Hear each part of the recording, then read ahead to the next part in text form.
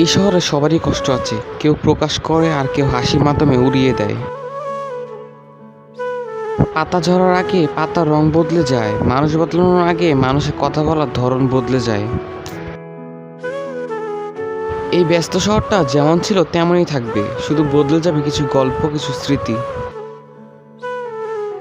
গল্পটা তখনই ভালো ছিল যখন তুমি ছিলে অপরিচিত আর আমি ছিলাম আমার আমিতে সীমাবদ্ধ।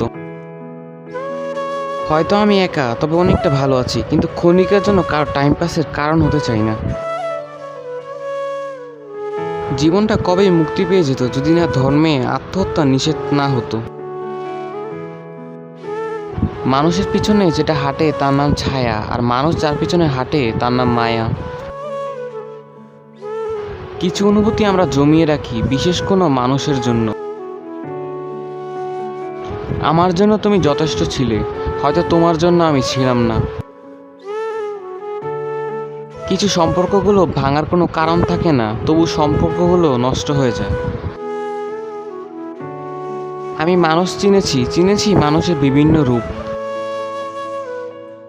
বদলে যায়নি একটুকু, তো শুধু জেনে গেছি এই দুনিয়াটা কেমন।